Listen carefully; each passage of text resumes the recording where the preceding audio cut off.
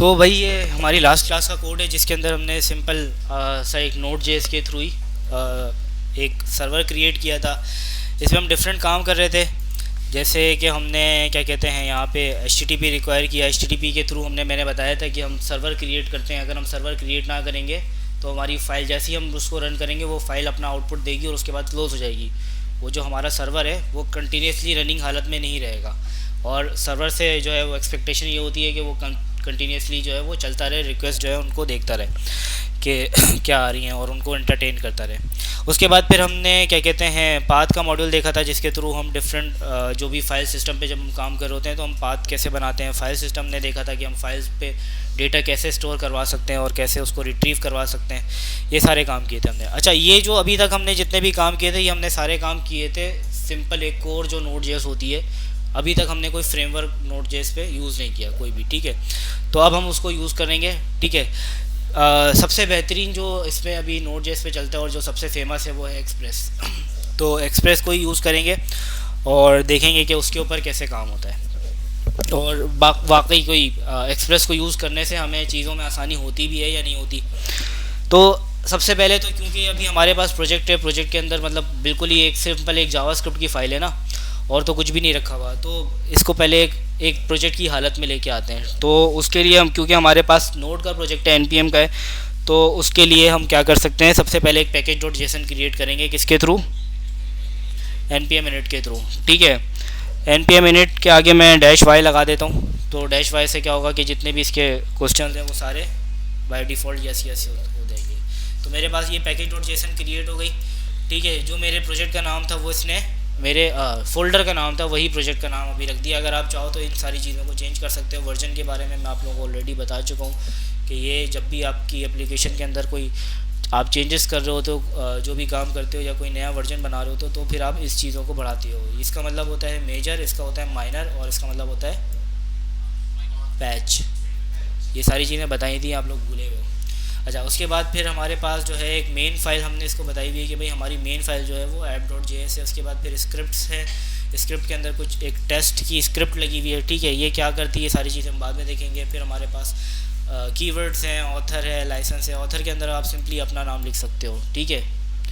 तो ये बेसिकली बता रहा होता है कि मतलब इस प्रोजेक्ट के ऊपर ये प्रोजेक्ट किसका है, इस पर काम कौन कर रहा है।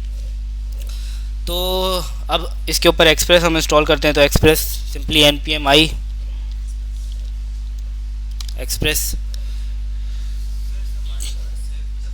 बहुत से लोग माइनस माइनस सेव लगाते हैं। माइनस माइनस सेव जो है वो नोड का मेरे ख्याल से वर्जन 12 था या इससे पहले कोई था, जब उस टाइम पे नेसेसरी होता था माइनस माइनस सेव लगाना। तो उससे क्या होता था, जब आप माइनस माइनस सेव लगाए बगैर काम करते थे ना, तो वो यहाँ नोड मॉड्यूल्स में तो आ जाता था वो जो भी आपने पैकेज रखा है। लेकिन उसका जो इंदराज होता है, यानी जो यहाँ पे डिपेंडेंसीज़ के अंदर, उसको राइट नहीं किया जाता था। जब आप डायरेक्ट सेव का फ्लैग लगाते थे तो वो इंस्टॉल भी कर देता था और राइट भी कर देता था। अब बाय डिफ़ॉल्ट नोड जेएस वालों ने ये कर दिया है कि npm वालों ने कि आप जैसी कोई भी मॉड्यूल इंस्टॉल करोगे, अगर आपके पास पैकेज डॉट जेसन की फ़ाइल रखी हुई है तो वो बाय डिफ़ॉल्ट आप डायरेक्ट सेव का फ्लैग लगाओ या ना लगाओ वो उसको राइट कर देगा, ठीक है। अच्छा, ये हमारे पास एक्सप्रेस का पैकेज जो है वो आ गया। वर्जन वगैरह भी आपको दिख रहा है कि एक्सप्रेस का क्या है अभी हमारे पास, ठीक है। अब हम यहाँ पे आते हैं, हमारे पास जो है यहाँ पे HTTP वगैरह सारी चीज़ें इसी तरीके से बिल्कुल जैसे हम दूसरी चीज़ों को हमने अपने पास मंगवाया था, हम एक्सप्रेस को भी मंगवा लेते हैं। तो कांस्टेंट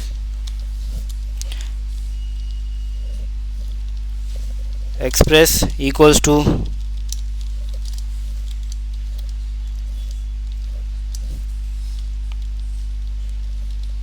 रिक्वायर एक्सप्रेस, सही है भाई।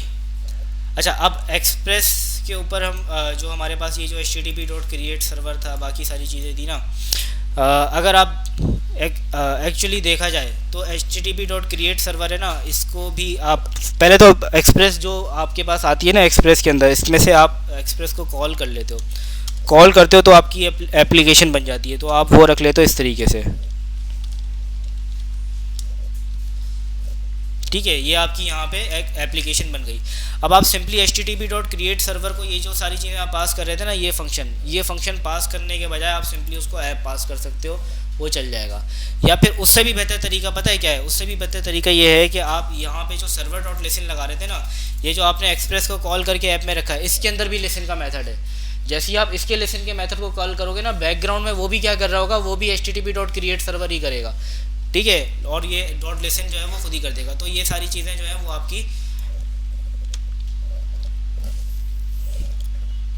आप इन सारी चीज़ों को हटा सकते हो, कमेंट कर सकते हो। तो आप सिंपली अब क्या करोगे, यहाँ पे सर्वर डॉट लिसन की जगह पे ऐप डॉट लिसन कर दोगे, पोर्ट हमारी वही रहेगी 3000 की, और ये सारी चीज़ें भी अभी हमारे पास जो है वो अननेसेसरी हो गई, क्योंकि हम ये वाला काम अब नहीं कर रहे। तो मैं जल्दी से इसको क्लीन अप कर लेता हूँ, ये सारी चीज़ें हटा देता हूँ यहाँ से, और इसमें से भी जो हमारी जो है वो जो चीज़ें हमें रिक्वायर्ड नहीं है वो सारी चीज़ें हटा देते हैं। तो यहाँ पे मैंने एक एप्लीकेशन बनाई, और एप्लीकेशन बनाने के बाद अब अगर मैं यहाँ पे चाहता हूँ तो मैं इसको चला भी सकता हूँ। नोड, देखो सर्वर रन हो रहा है, ठीक है। अगर मैं लोकल होस्ट 3000 पे आता हूँ तो देखो अभी ये क्या करेगा, local host 3000 can not gate slash, server run हो रहा है, ठीक है, लेकिन कैन नॉट गेट स्लैश। इसका मतलब क्या है, इसका मतलब ये है कि हमने अभी स्लैश का राउट अपना डिफाइन ही नहीं किया हुआ। सर्वर क्रिएट हो गया हमारा, अगर सर्वर हमारा नहीं बना होता, यानी कि सर्वर रन नहीं हो रहा होता, तो क्या होता, देख रहे हो, फिर सिर्फ लोडिंग चल रही होती। अभी ये एक्सप्रेस हमें बता रहा है कि भाई आपके पास जो स्लैश का राउट है वो अवेलेबल नहीं है। अब उसके लिए क्या कर सकते हो आप, सबसे पहले तो मैं एक काम करूँगा, क्योंकि हमें बार बार एक चीज़ करनी पड़ेगी, तो उससे बेहतर है कि हम जो है वो पहले से उस चीज़ को पढ़ लें। अच्छा, अभी आप लोग देख रहे होगे जब भी हमारे सर्वर के अंदर कोई चेंजेस आती हैं तो हमें क्या करना पड़ता है, सर्वर को बार बार क्विट करना पड़ता है और उसको दोबारा से रन करना पड़ता है। लेकिन इसका एक तरीका है, अच्छा वो क्या है, वो है नोडमोन। आप सिंपली आप यहाँ पे लिखो npm i यानी इंस्टॉल नोडमोन। लेकिन npm, अब बहुत से लोग ये करते हैं कि npm जो नोडमोन है ना, इसको ग्लोबली इंस्टॉल कर लेते हैं अपने पास, ठीक है। ग्लोबली का मतलब ये है कि वो आपके सिर्फ इस प्रोजेक्ट में अवेलेबल नहीं होती, पूरे सिस्टम में अवेलेबल हो जाती है। उसके लिए आपको -g का फ्लैग जो है वो देना पड़ता है, इस तरीके से कोई, इसका मतलब ये होता है कि ये ग्लोबल हो जाएगा, ठीक है। लेकिन मैं इस तरीके से काम नहीं करता, मैं कहता हूँ कि भाई अगर मुझे सिर्फ यहीं पे ही ज़रूरत है ना, मैं और कहीं पे ज़रूरत नहीं है, तो मैं क्या करूँगा, मैं npm i नोडमोन, लेकिन क्योंकि इस नोडमोन का ताल्लुक मेरे जो सर्वर साइड की जो भी फाइल्स हैं जो है रन हो रही होती हैं, लाइक एक्सप्रेस का मॉड्यूल है और इस तरह से और भी हम आगे मॉड्यूल्स यूज़ करेंगे, उनसे नहीं है। इसका ताल्लुक सिर्फ चलाने की हद तक है, यानी डेवलपमेंट की हद तक है। तो डेवलपमेंट की हद तक जितने भी हमारे पास पैकेजेस होते हैं उनके लिए हम क्या करते हैं, -save -dev। तो ये क्या होगा, अब जब ये इंस्टॉल होगा तो इसका जो क्या कहते हैं लिखा जाएगा ना, इसकी जो क्या कहते हैं, इसको जो स्टोर किया जाएगा वो डिपेंडेंसीज में नहीं स्टोर किया जाएगा, इसको स्टोर किया जाएगा डेव डिपेंडेंसीज के अंदर, यानी डेवलपमेंट डिपेंडेंसीज के अंदर। यानी इसका मतलब ये है कि जब भी मैं अपने इस सर्वर को किसी एक्चुअल मशीन के ऊपर डिप्लॉय करूँगा, ठीक है, एक्चुअल मशीन के ऊपर डिप्लॉय करूँगा, वहाँ पे तो सिर्फ सर्वर का काम रन होना है, वहाँ पे उसका काम डेवलपमेंट नहीं है। डेवलपमेंट तो मैं अपने मशीन में कर रहा हूँ, अपने पीसी में कर रहा हूँ ना, कोडिंग तो मैंने अपने सिस्टम पे करनी है। जब ये सर्वर तैयार हो जाएगा तो रनिंग के लिए किसी सर्वर मशीन पे होगा, वहाँ पे डेवलपमेंट का कोई काम नहीं है। तो वहाँ पे जब भी मैं npm इंस्टॉल चलाऊँगा तो ये जो मेरी डेवलपमेंट डिपेंडेंसीज है ये इंस्टॉल नहीं होंगी, क्योंकि ये अननेसेसरी है। वहाँ पे नोडमोन का ताल्लुक सिर्फ हमारी डेवलपमेंट से है, क्योंकि जब भी हम कोड कर रहे होंगे बार बार चेंज हो रहा होगा, बार बार सर्वर इसका काम ये है कि ये फाइल्स को वॉच करता है और सर्वर को बार बार रीस्टार्ट करता है, ठीक है। तो इस वजह से इसका काम वहाँ पे नहीं है, वहाँ पे तो हम सिंपल नोड से चला सकते हैं इस चीज़ को। अब जो ये जो डेव डिपेंडेंसीज यहाँ पे हमारे पास नोडमोन के अंदर, क्योंकि अब नोडमोन जो है वो हमने लोकली स्टोर किया है, ग्लोबली स्टोर तो नहीं किया, ठीक है। तो यहाँ टर्मिनल पे हमें नोडमोन मिलेगा नहीं। अब जब टर्मिनल पे मिलेगा नहीं तो उसको रन कैसे करेंगे, उसका जो है वो ये है कि जो हमारे पास स्क्रिप्ट्स है ना, स्क्रिप्ट्स, यहाँ पे आप npm की स्क्रिप्ट्स बना सकते हो, ठीक है। यानी जो आप npm की कमांड खुद npm को सिखाओगे, नई कमांड है कि भाई मैं ये कमांड बना रहा हूँ, जब मैं ये कमांड चलाऊँगा ना तो आप इसके बदले में ये काम करना। और npm खुद जब वो चीज़ चलाएगा ना तो उसको लोकली पैकेजेस भी अवेलेबल होते हैं, तो उसके थ्रू हम नोडमोन को डायरेक्ट नहीं चला रहे, हम npm को एक बताएंगे कि आप नोडमोन को चलाओ और npm नोडमोन को चलाएगा। कैसे देखते हैं, यहाँ पे मैं एक स्क्रिप्ट बनाता हूँ स्टार्ट की। हम रिएक्ट के टाइम पे भी npm स्टार्ट करते थे, याद है ना? यानी कि npm की एक स्टार्ट की एक स्क्रिप्ट बनी हुई थी। अच्छा, उसके बाद स्टार्ट हमारे पास स्क्रिप्ट बन गई। अब स्टार्ट के अंदर मैंने इसको बोलना है कि आपने क्या चलाना। देखो जब हम नोड चलाते थे, हम क्या चलाते थे? Node app dot JS, node के थ्रू जब चलाते थे तो ऐसे ही चलाते थे ना, नोड ऐप डॉट जेएस, यही लिखते थे ना टर्मिनल पे ऊपर, बस यही लिख देते। तो ये टर्मिनल पे ये कमांड खुद रन कर देगा। ठीक है, अगर अभी हम चाहें तो इस चीज़ को चला के देख भी सकते हैं। npm स्टार्ट अगर लिखेंगे, देख रहे हो इसने भी यही चलाया, नोड ऐप डॉट जेएस। हमने स्टार्ट की कमांड बताई ऊपर, उसको बता दिया कि जब भी स्टार्ट की कमांड चलेगी आप क्या चलाओगे? नोड ऐप डॉट जेएस चलाओगे। तो इसने जब हमने स्टार्ट की कमांड चलाई तो इसने नोड ऐप डॉट जेएस चला दिया। अब अगर मैंने नोडमोन के थ्रू चलाना है तो मैं इसको क्या बताऊंगा स्टार्ट के अंदर? नोडमोन ऐप डॉट जेएस। इसको मैं यहाँ से करूँगा बंद। ठीक है, अभी हमारा आखिरी बार क्लोज हुआ था। अब यहाँ से अब हम चलाएंगे ना तो अभी हमारा नोडमोन हो गया, नोडमोन के थ्रू स्टार्ट होगा। बस जब भी आप कोई नया पैकेज इंस्टॉल करोगे ना तो एक बार इसको रीरन कर लेना, वरना अब आपकी ऐप डॉट जेएस के अंदर फॉर एग्जांपल मैं यहाँ पे एक इंटर करता हूँ और सेव करता हूँ, देख रहे हो इसने रीस्टार्टिंग किया ड्यू टू चेंजेस, और फिर दोबारा से ऐप को सर्वर को स्टार्ट किया। यानी अब मेरी यहाँ पे जितनी भी चेंजेस आ रही होंगी ये मेरे सर्वर को सेव करने के ऊपर, फाइल के सेव करने के ऊपर खुद ही बार बार रीस्टार्ट करता रहेगा। तो हमें आसानी हो गई ना। अब समझ में आई ये सारे जो हमने काम किए अभी? नोडमोन को इंस्टॉल किया, ठीक है, डेव डिपेंडेंसीज़ के अंदर। डेव डिपेंडेंसीज़ का मतलब ये था कि भाई ये जो डिपेंडेंसीज़ हैं हमारी सिर्फ डेवलपमेंट से रिलेटेड है। जब सर्वर पे हम रखेंगे ना तो डिपेंडेंसीज़ तो इंस्टॉल होंगी क्योंकि उसकी सर्वर को नीड है, लेकिन डेवलपमेंट डिपेंडेंसी इंस्टॉल नहीं होंगी क्योंकि वो सिर्फ डेवलपमेंट की नीड है। ठीक है, तो ये हमारे पास क्या बताया था? Entry point.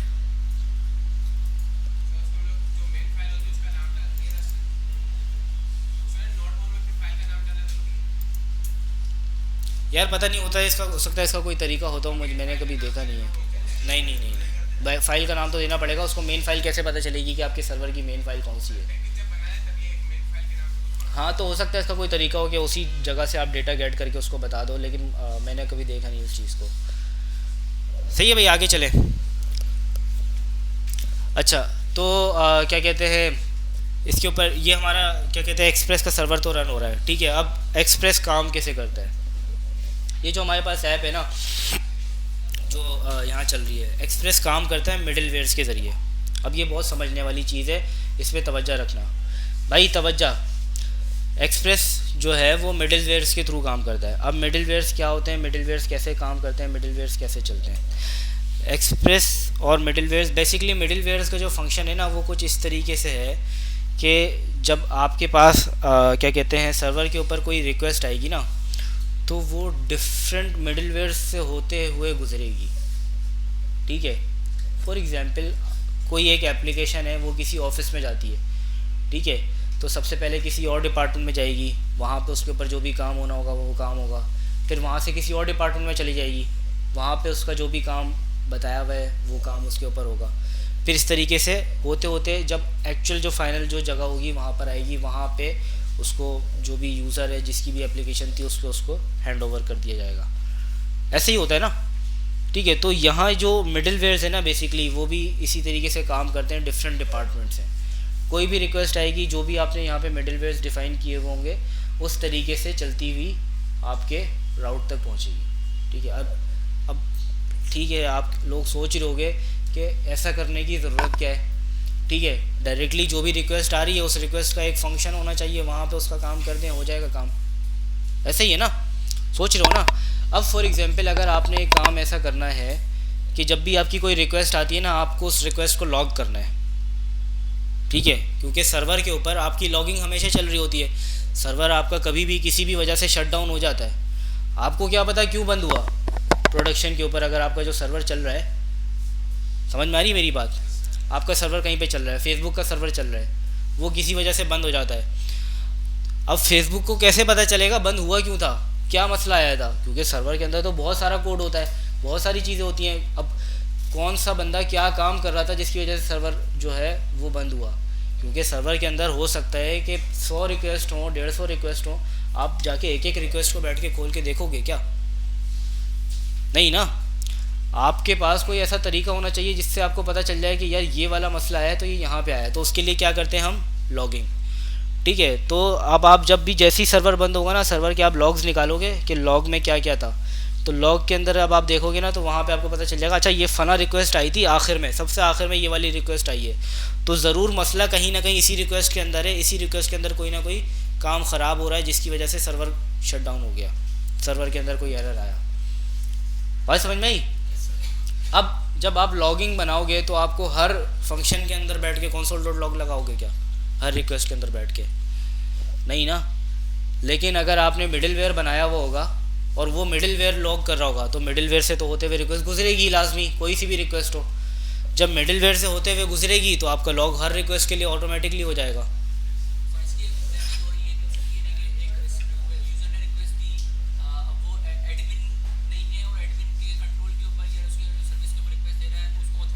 हाँ, ये बहुत सारे इसके हो सकती हैं। ऑथराइजेशन इसकी बहुत अच्छी एग्जांपल है, ऑथेंटिकेशन इसकी एक बहुत अच्छी एग्जांपल है। ये सारी चीज़ें हम मिडिलवेयर्स के थ्रू करवाते हैं इन चीज़ों को। तो बेसिकली ऑथेंटिकेशन जो होती है ना, वो आपकी की एक मेन मिडिलवेयर नहीं होती, मिडिलवेयर तो होती है लेकिन मेन मिडिलवेयर नहीं होती है, वो सिर्फ कुछ खास रिक्वेस्ट के लिए होती है।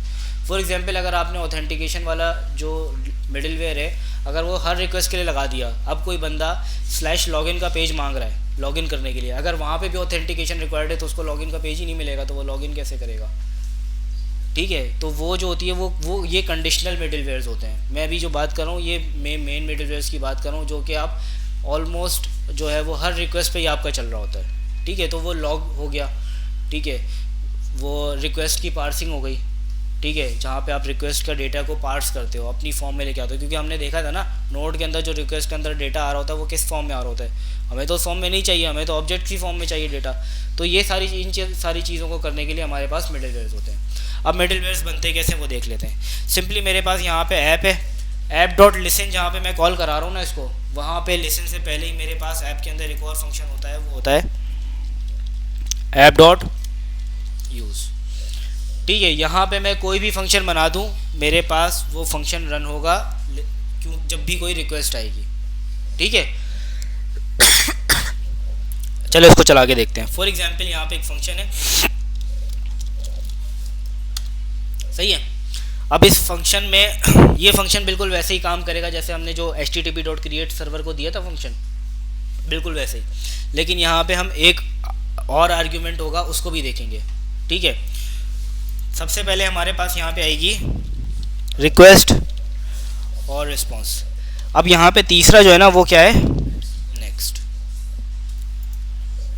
जब तक हम इसमें फंक्शन के अंदर काम कर रहे होंगे ना, वो हमारा काम यहाँ पे चल रहा होगा। जब हम इस मिडिलवेयर में काम कर चुके और अब हम उसको बताना चाहते हैं कि ठीक है अब आप नेक्स्ट मिडिलवेयर में जा सकते हो, तो हम उसको कैसे बताएंगे, नेक्स्ट के थ्रू बताएंगे। नेक्स्ट को कॉल कर देंगे तो हमारे पास एक्सप्रेस समझ जाएगा कि ठीक है इस मिडिलवेयर का काम खत्म, अब हम नेक्स्ट मिडिलवेयर पे जा सकते हैं। फॉर एग्जांपल यहाँ पे सिर्फ ये चल रहा है कि नहीं, इसको देखने के लिए मैं यहाँ पे करता हूँ console dot log request dot URL।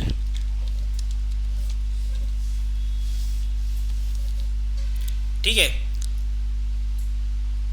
अब बताओ अभी कोई रिस्पांस मैंने भेजा उसको, नहीं भेजा ना, तो और मेरा सर्वर जो वो तो अब खुद ही रीस्टार्ट हो रहा है, तो मैं यहाँ पे आता हूँ, यहाँ पे आके उसको चला के देखता हूँ, तो ये तो फंस गया क्योंकि इसके पास कोई राउट नहीं है। ठीक है, लेकिन यहाँ पे /log हो गया, इसका मतलब ये है कि यहाँ पे आया था लेकिन हमने कोई रिस्पांस उसको भिजवाया ही नहीं है। ठीक है, अब मैं क्या कर सकता हूँ, मैं इसी तरीके से एक और मिडिलवेयर बना सकता हूँ। ठीक है, जब इसने यहाँ से ये आएगा तो ये console डॉट लॉग करने के बाद ये मुझे कह दे, यानी एक्सप्रेस को बता दे कि नेक्स्ट मिडिलवेयर में भेज दो। नेक्स्ट मिडिलवेयर मेरा कौन सा है, ये वाला। ठीक है, तो मेरे पास जो रिक्वेस्ट है वो कहाँ पे आ जाएगी, यहाँ पे आ जाएगी। फॉर एग्जांपल मैं अभी ये चाह रहा हूँ कि भाई रिस्पांस के में ही मैं ये वाला काम कर दूँ। अब पहले जो हम उसमें काम करते थे ना नोड पे, हमने रिस्पांस किस तरीके से भिजवाया था याद है, रिस्पांस डॉट राइट और उसके बाद रिस्पांस डॉट एंड। अब एक्सप्रेस के अंदर इन सारी चीज़ों के लिए हमारे पास हेल्पर फंक्शन है। ठीक है, तो एक्सप्रेस ने हमें बहुत ही एक अच्छा सा एक फंक्शन दे दिया रिस्पॉन्स डॉट सेंड का। ठीक है, वो कह रहा है कि बस आप ये कॉल करा दिया करो, बाकी काम मेरे मैं देख लूँगा। ठीक है, आप यहाँ पे उसको टेक्स्ट भेज दो, यहाँ पे आप उसको HTML दे दो, वो खुद ही हेडर वेडर सब सेट कर देगा खुद ही पढ़ के डेटा को, कि डेटा जा क्या रहा है। अगर उसको लगेगा कि हाँ ये तो HTML का डेटा है, तो वो उसके ऊपर वो जो हमने टेक्स्ट स्लैश HTML का हेडर लगाया था वो भी खुद ही लगा देगा। ठीक है, हाँ, फॉर्म का टैग बन के नहीं आता मतलब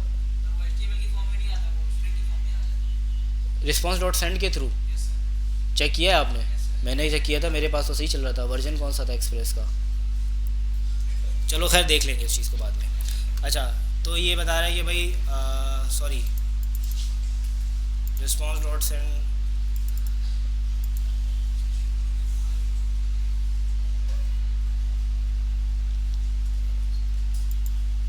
सॉरी वो बीच में ही कहीं पे रिफ्रेश हुआ था। अच्छा, तो खैर यहाँ पे मैंने कहा इसको बताया भाई रिक्वेस्ट डॉट यूआरएल सेंड कर देना, इसने यहाँ पे वो चीज़ उसको सेंड कर दी, ब्राउज़र को वो चीज़ मिल भी गई। ठीक है, तो ये हमारा सिंपल सी एक्सप्रेस की एक राउट था। ठीक है, अच्छा ये बताओ, अगर मैं अभी जो रिक्वेस्ट कर रहा हूँ वो स्लैश की कर रहा हूँ, तो यहाँ पे आ रही है। अगर मैं यहाँ पे आगे स्लैश ASD समथिंग कुछ लिख देता हूँ, और अब अगर रीलोड करता हूँ अब क्या होगा? ठीक है, लेकिन वही अभी भी उसी सेम फंक्शन के अंदर जा रहा है। अब अगर मैंने उन फंक्शंस को डिफरेंट करना है वहाँ पे, तो अब मैं क्या करूँ? फॉर एग्जांपल स्लैश के ऊपर अलग कुछ जाए और स्लैश ASD के ऊपर अलग जाए, या स्लैश फॉर्म के ऊपर अलग जाए, तो फिर क्या बनाएंगे? राउट्स बनाएंगे। और आप क्या कह रहे थे?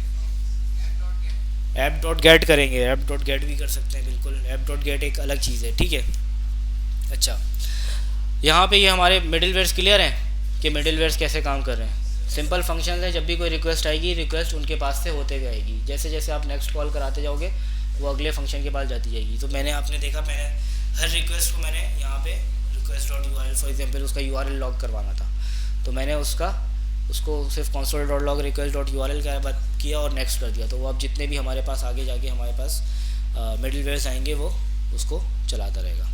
अब फॉर एग्जांपल मैं चाह रहा हूँ कि ये वाला जो मेरा क्या कहते हैं राउट है ना, ऐप डॉट यूज, यानी ये सिर्फ स्लैश के ऊपर चले, सिर्फ स्लैश के अलावा और किसी और पे ना चले। तो मैं इसमें यहाँ पे आगे पैरामीटर्स में इसको बता सकता हूँ ये चीज़। अच्छा, अभी भी स्लैश ASD आ गया, बताओ क्यों आया? पहले से भी है, ये लो स्लैश पे आ जाते हैं, स्लैश आ गया। ठीक है, और यहाँ पे स्लैश ASD करते हैं, अब भी ASD आ गया। अब क्यों आ रहा है यहाँ पे?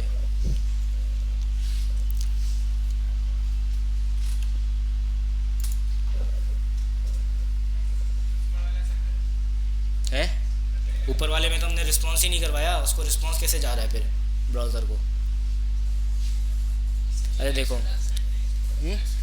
कौन सा नेक्स्ट यार? तो फिर तो यहाँ तक पहुँचेगा ही नहीं ना, नेक्स्ट हटा देंगे तो मेरा सवाल वो थोड़ी है। मैं ये कह रहा हूँ कि मैंने तो यहाँ पे स्लैश बता दिया उसको कि ये जो काम है ये स्लैश के ऊपर होना है, लेकिन ये फिर स्लैश ASD पर क्यों चल रहा है? इसको सिर्फ स्लैश पे चलना चाहिए ना, ये एग्जैक्ट नहीं उठा रहा। ठीक है, यहाँ पे इसका मकसद ये है कि भाई मैंने सिर्फ इस स्लैश को रीड करना है, इस वाले स्लैश को। ठीक है, तो ये आगे कुछ भी लिखा हो ये सबसे मैच करेगा, उस वक्त तक मैच करता रहेगा जब तक आप कोई एग्जैक्टली सेम मैच करता हुआ URL जो है वो इससे पहले नहीं रख देते, कोई मिडिल वेयर। लाइक अगर मुझे ASD के ऊपर कोई डिफरेंट काम करवाना है तो इससे पहले मुझे यहाँ पे एग्जैक्ट स्लैश ASD डिफाइन करना पड़ेगा कि इस URL के ऊपर आपने ये काम करना है। अगर नहीं हो रहा होगा तो वो स्लैश के ऊपर यही समझेगा कि ठीक है कोई भी रिक्वेस्ट आ रही है स्लैश के ऊपर उस पर भेज दो। इसी तरीके से हमारा 404 वाला पेज होता है ना, वो भी काम करता है इसी स्टैंडर्ड के ऊपर, क्योंकि वो सबसे आखिर के अंदर उसको रखा हुआ होता है कि अगर किसी भी URL पे वो मैच ना करे ना तो बेसिकली वो सिंपल उसको स्लैश कंसीडर करता है और फिर उसको 404 का पेज रिटर्न कर देता है कि भाई ये वाला URL जो है ना ये तो हमें नहीं मिला। समझ आई बात? अच्छा, फिर यहाँ पे स्लैश ASD के ऊपर मैं करना चाह रहा हूँ रिक्वेस्ट डॉट URL के साथ साथ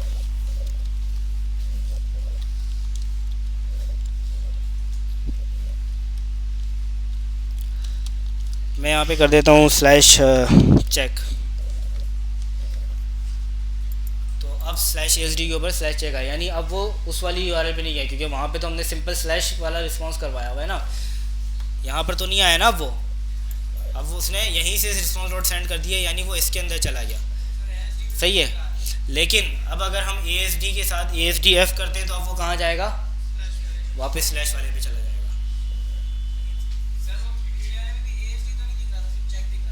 क्या नहीं दिख रहा था?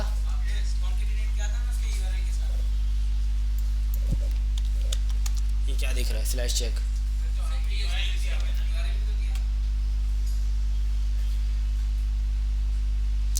रिक्वेस्ट डॉट मतलब रिक्वेस्ट डॉट यूआरएल के अंदर आप कह रहे हो स्लैश एएसडी नहीं आ रहा। अच्छा, तो यार इसका बेसिक सा रीज़न यही है कि यहाँ पे ये उसको स्लैश कंसीडर कर रहा है इस चीज़ को। वो जो हमारी पास ये वाली जो यहाँ पे जगह थी ना, ये उसको स्लैश कंसीडर कर रहा है, इसी को स्लैश समझते हुए इसमें आया था, उसी को स्लैश समझते हुए इसमें आया। खैर ये बहुत एडवांस टॉपिक है, डिटेल अभी इसके ऊपर दिमाग नहीं खपाओ, थोड़ा सा हम इसको और आगे चल लें, उसके बाद फिर मैं इन सारी चीज़ों को और डिटेल में एक्सप्लेन कर लूँगा। अच्छा, तो ये जो हो गई हमारे पास बेसिक सी चीज़ हो गई, ठीक है।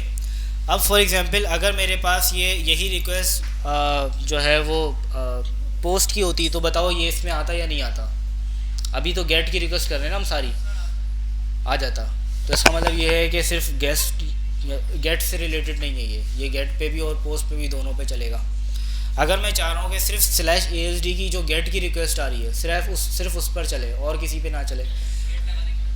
फॉर एग्जांपल मैं यहाँ पे करके दिखाता हूँ। मैं चाह रहा हूँ कि जब ये यूज़र जो है वो स्लैश वाली जो रिक्वेस्ट है ना, इस पे जब आता है ना, तो यहाँ पे रिस्पॉन्स डॉट सेंड में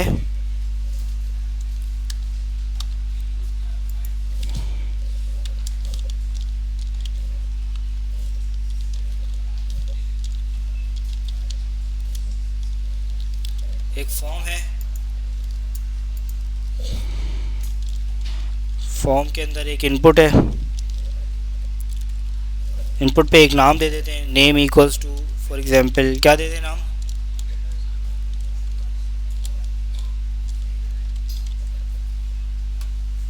और इसके साथ ही एक सबमिट बटन भी दे देते हैं।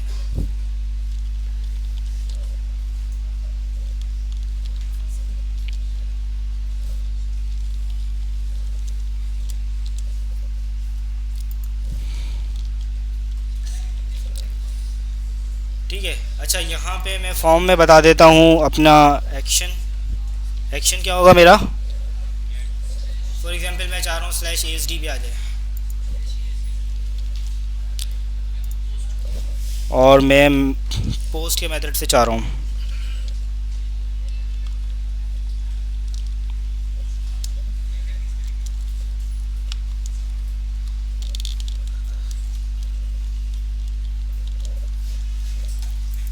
ठीक है भाई, तो मैं आ जाता हूँ सिंपल स्लैश वाले पेज पे। तो देख लो आपका जवाब, ठीक है। मैंने फॉर्म भेजा और वो फॉर्म उसी तरीके से आ रहा है, ठीक है। स्ट्रिंग में भेजो, उसमें भेजो, कोई मसला नहीं है। बैकटिक्स भी स्ट्रिंग की तरह ही काम करता है, कोई मसले वाली बात नहीं है, दोनों में सेम चलेगा।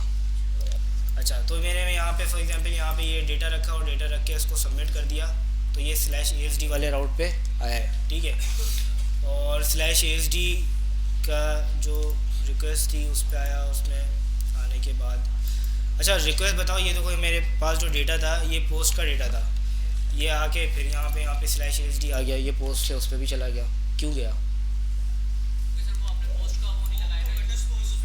और ASD पे वो चल भी रहा है। अब मैं चाह रहा हूँ कि ये जो ASD वाली जो रिक्वेस्ट है ये जो है ये सिर्फ उस वक्त चले जब पोस्ट की रिक्वेस्ट आए, उसके अलावा ना चले। तो अब मैं यहाँ पे ऐप डॉट यूज़ की जगह क्या कर दूँगा, ऐप डॉट पोस्ट। तो अब सिर्फ क्या app dot use middlewares बनाने के लिए होता है, ठीक है। हमारी जितनी भी रिक्वेस्ट यहाँ पे बनती हैं, राउट्स बनती हैं, वो एक तरह से एक मिडिल वेयर ही होता है। मिडिल वेयर सिंपल एक फंक्शन है जो अपना जो भी उसका काम है वो काम करेगा। अगर यहीं से उसको रिस्पॉन्स करवाना है तो यहीं से रिस्पॉन्स करवा दो, अगर आप उसको आगे भेजना चाहते हो तो आगे भेजो।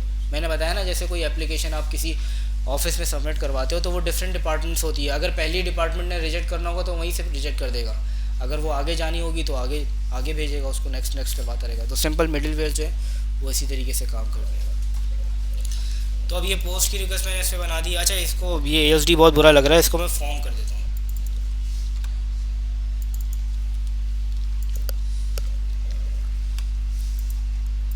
इसको रीलोड करते हैं, यहाँ से मैंने डेटा सबमिट किया और सबमिट करके स्लैश फॉर्म पे आ गया और इसने फिर इसको यहाँ पे भेज दिया और ऐप डॉट पोस्ट के ऊपर अभी भी वो चीज़ चल रही है।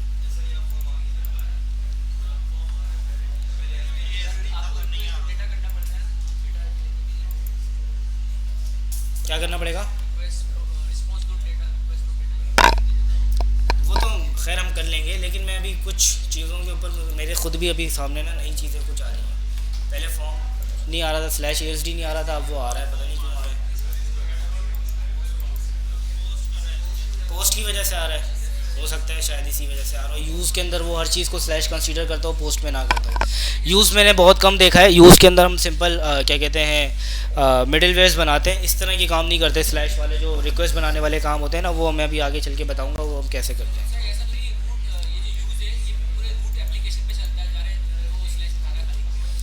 अच्छा, मैंने अब इसको ऐप डॉट पोस्ट कर दिया है ना, ऐप डॉट पोस्ट के ऊपर पोस्ट पे स्लैश फॉर्म है, तो ये गेट की रिक्वेस्ट तो इसको एक्सेप्ट नहीं करनी चाहिए, ये आप क्यों कर रहे हैं?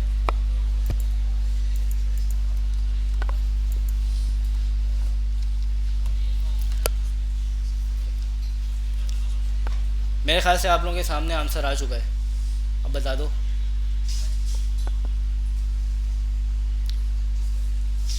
देखो, वो जो हमें ब्राउज़र में ऊपर जहाँ पे सबमिट करने के बाद स्लैश फॉर्म अभी भी नज़र आ रहा है ना, ये गेट की रिक्वेस्ट नहीं है, ये फॉर्म, ये पोस्ट ही की रिक्वेस्ट है, गेट की रिक्वेस्ट गई नहीं है, वो सिर्फ उस URL के ऊपर खड़ा हुआ है अभी तक। जब मैं इस स्लैश फॉर्म के ऊपर आके रीलोड करता हूँ ना, यहाँ पे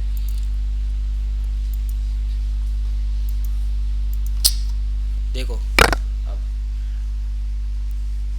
मैंने स्लैश फॉर्म की रिक्वेस्ट की थी, मेरे पास डेटा कौन सा है?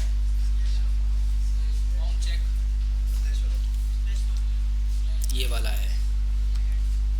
इसका मतलब ये है कि उसने इस वाली जगह को स्किप कर दिया, वो स्लैश फॉर्म के ऊपर नहीं गया। क्यों नहीं गया? क्योंकि जब मैंने यहाँ ब्राउज़र से उसको हिट लगाई थी URL से, तो रिक्वेस्ट कौन सी बनी थी? गेट की रिक्वेस्ट गई थी। जब गेट की रिक्वेस्ट बनी है तो वो यहाँ पे नहीं आएगी ना, इस वजह से उसको लगा कि मुझे तो मेरे पास तो ये वाला URL है ही नहीं, मेरे पास ये वाला राउट है ही नहीं। जब वो राउट उसको नहीं मिला तो वो फिर कहाँ पे आ गया? ऐप डॉट यूज़ पे आ गया, स्लैश वाले पे। सही है भाई, सही है। अच्छा, अब यार ये सिर्फ मिडिलवेयर समझाने के लिए इतनी ख्वारी की थी, वरना एक्चुअल जो हमारा काम करने का तरीका है वो इससे थोड़ा सा डिफरेंट है, ठीक है, और इससे ज़्यादा बेहतर तरीका है जिस पे हम काम कर रहे होते हैं।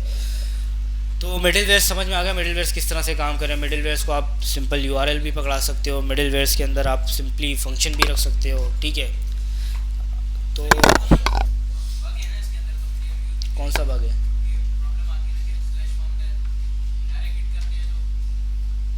बग कैसे हुआ ये? मैं समझा नहीं किस चीज़ की बात कर रहे हो यार। वो तो मैंने बताया ना, वो यूज़ की वजह से आ रहा था। जब आप यूज़ पे काम करते हो तो वो स्लैश हर चीज़ को स्लैश कंसीडर कर रहा था। जब आप पोस्ट पे काम या गेट पे काम कर रहे हो तो वो एक्चुअल रिक्वेस्ट को अंडरस्टैंड कर रहा है, आपके URL को समझ रहा है। क्यों कर रहा है मुझे भी नहीं पता, मैंने इतना ज़्यादा इतनी डिटेल में यूज़ को मैंने नहीं देखा था। अच्छा, अब ये सारे काम तो हो गए, ठीक है, लेकिन अब एक मसला है। मसला पता है क्या है? मसला ये है कि अभी तक हमारा जितना भी सारा काम हुआ है ना, वो सारा app.js के अंदर हो रहा है। अब सोचो कि हमारे पास जितने भी रिक्वेस्ट के URLs हैं, ये तो बढ़ते चले जाएंगे एप्लीकेशन के अंदर।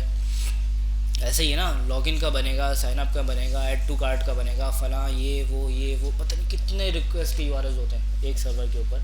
बहुत सारी रिक्वेस्ट होती है ना, ठीक है। एक यूज़र कमेंट भी करता है, एक यूज़र लाइक भी करता है, एक यूज़र शेयर भी करता है, एक यूज़र दूसरे की प्रोफाइल को वॉच भी करता है। वॉच भी करोगे तब भी आपको गेट की रिक्वेस्ट तो बनानी पड़ेगी उसके लिए।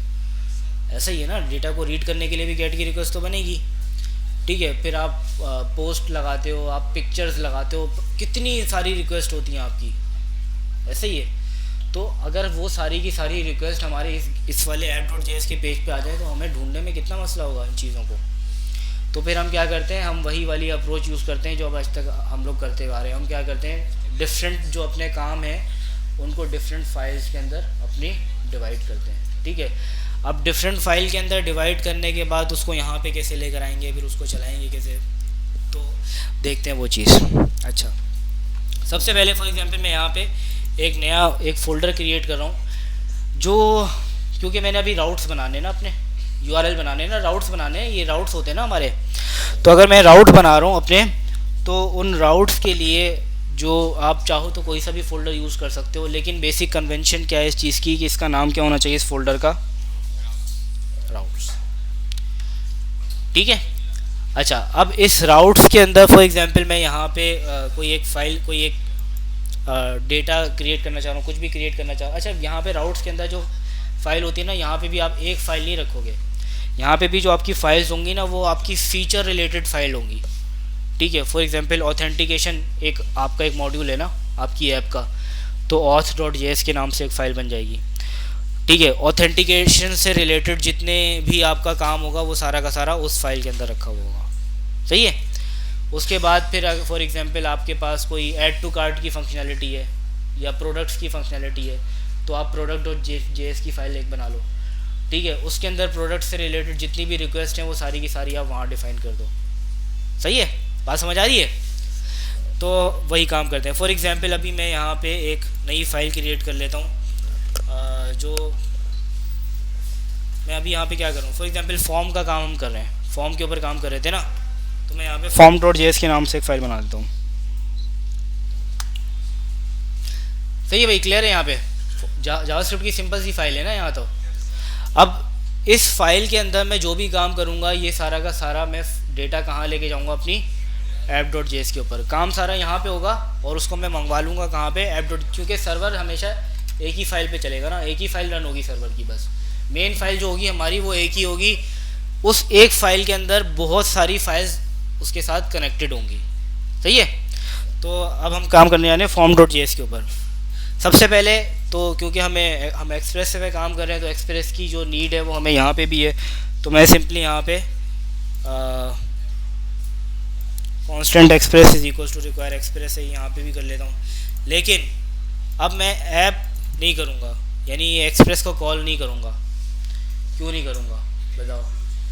क्योंकि वो ऑलरेडी कॉल हो चुका है, हमारी एक्सप्रेस की एक एप्लीकेशन क्रिएट हो चुकी है। जब हमने एक्सप्रेस को कॉल किया तो हमारी एप्लीकेशन क्रिएट हो गई ना। ठीक है। तो हमारी एप्लीकेशन तो क्रिएट हो गई है। अब मुझे एक्सप्रेस का काम क्या है, एक्सप्रेस का काम मुझे एप्लीकेशन बनाना नहीं है एक्सप्रेस से। अब मुझे क्या काम है, अब मुझे राउट्स बनाने हैं एक्सप्रेस से। ठीक है। तो फॉर एग्जांपल मैं यहाँ पे आता हूँ, और यहाँ पे मैं एक्सप्रेस के अंदर एक बहुत इंपॉर्टेंट चीज़ है जिसके थ्रू राउट्स बनाना बहुत आसान हो जाता है। अगर आप चाहो तो सिंपली वही डॉट यूज़ वाला काम भी कर सकते हो, लेकिन राउटर जो है वो एक चीज़ आती है इसके अंदर जो कि आपका ये वाला काम बहुत और ज़्यादा आसान कर देगी, अच्छा कर देगी। तो उसके लिए आप क्या करोगे, सिंपली आप यहाँ पे करोगे कांस्टेंट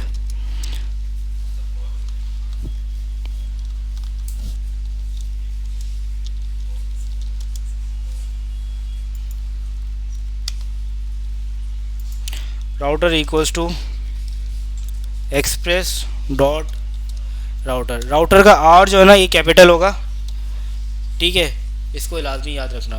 तो ये जो राउटर है ये आपका आ गया इसके अंदर, इस कांस्टेंट के अंदर। अब इसके अंदर आप अपने राउटर जो है ना वो बनाओगे, अपनी जितनी भी आपकी जो राउट्स हैं वो यहाँ पे इस राउटर के अंदर बनाओगे, और उसके बाद इसी राउटर को एक्सपोर्ट भी कर दोगे।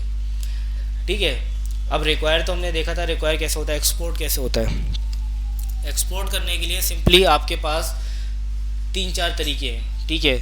आप चाहो तो यहाँ पे मॉड्यूल डॉट एक्सपोर्ट्स कर दो, dot exports is equal to जो भी आपने करना है। फॉर एग्जांपल अगर आपने राउटर एक्सपोर्ट्स करना है तो ऐसे कर दो। ठीक है। अगर आप चाहो तो सिंपली आप एक्सपोर्ट्स इज इक्वल टू भी कर सकते हो। ठीक है। अगर आपने एक्सपोर्ट्स के अंदर और भी कुछ काम करना है, यानी राउटर के अलावा और भी बहुत सारी चीज़ें आप कुछ अगर आपने रखना है, तो आप इसको एक ऑब्जेक्ट भी बना सकते हो। तो वो पूरा एक ऑब्जेक्ट जाएगा, ऑब्जेक्ट के अंदर राउटर एक की होगी, उसके अंदर से आपको मिल जाएगा राउटर आपका, अगर आपको ऐसे चाहिए। लेकिन मुझे यहाँ पे बेसिकली सिर्फ राउटर एक्सपोर्ट करवाना है, तो मैंने कह दिया इसको exports is equal to router. अब ये जो राउटर मैंने यहाँ पे बनाया है ये मुझे चाहिए कहाँ पे, app.js के अंदर। तो मैं सबसे पहले तो एक काम करता हूँ, ये जो स्लैश पोस्ट है और ये जो है ना इसको मैं यहाँ से हटा लेता हूँ।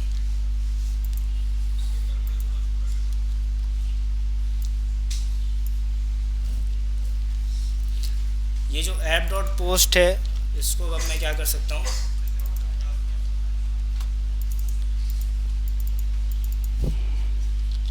गेट की रिक्वेस्ट आएगी स्लैश के ऊपर तो ये चलेगा, और बल्कि अब इस वाली जो ये वाली जो रिक्वेस्ट है ना इसको सिंपल स्लैश कर देते हैं, ठीक है।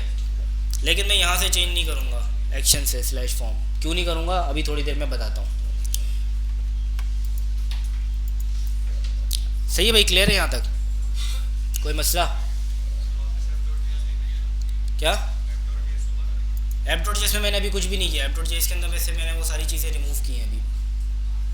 सही है क्या? इंपोर्ट नहीं कराया, वो अभी करवा रहे हैं ना। तो अच्छा, अब ये जो जो चीज़ हमने एक्सपोर्ट कराई है फॉर्म डॉट जेएस से, अगर मैंने उसको यहाँ पे मंगवाना है तो उसको कैसे मंगवाऊँगा? कांस्टेंट जो हमारे राउट्स हैं किस में रखे हुए हैं, फॉर्म डॉट जेएस की फाइल में। एक काम करते हैं, फॉर्म्स रख देते हैं, फॉर्म या फॉर्म राउट्स कर लेते हैं इसको। Form routes is equals to require. अच्छा, अब जो npm के अपने मॉड्यूल थे ना वो तो सिंपली आपके पास रिक्वायर होते थे एक्सप्रेस करके, लेकिन ये आपके पास कोई मॉड्यूल नहीं है, ये आपके पास लोकल फाइल है। इसको आप कैसे रिक्वायर करोगे? डॉट स्लैश करके आप बताओगे इसका path slash routes slash form, ठीक है। डॉट जेएस लगाने की ज़रूरत नहीं है, वो खुद ही समझ जाएगा डॉट जेएस। तो अब ये फॉर्म डॉट राउट्स जो है ये मैंने अब इंपोर्ट तो करा लिए, लेकिन एक्सप्रेस को बताना भी तो है कि इसको यूज़ कैसे करना है, क्योंकि वहाँ तो सिंपली एक्सप्रेस को राउटर को कॉल किया भाई। ये वाली फाइल अगर देखा जाए अभी तक बिल्कुल डिसकनेक्टेड है एक्सप्रेस वाली जो हमारी एप्लीकेशन है उससे। कैसे? क्योंकि यहाँ से सिंपल हमने एक्सपोर्ट किया और यहाँ से इंपोर्ट किया, और इसको यूज़ कहीं पे भी नहीं कर रहे। इसको यूज़ करना होगा, एक्सप्रेस को देना होगा, एक्सप्रेस को बताना होगा कि भाई इसको भी यूज़ करो, इसको भी चलाओ। तो हम क्या करेंगे, सबसे यहाँ पे ऐप डॉट यूज़ के अंदर मैं इसको बता दूँ स्लैश फॉर्म, यानी स्लैश फॉर्म की जो भी रिक्वेस्ट आएगी वो आप कहाँ भेजोगे? उसको आप पास कर दोगे फॉर्म के राउट्स।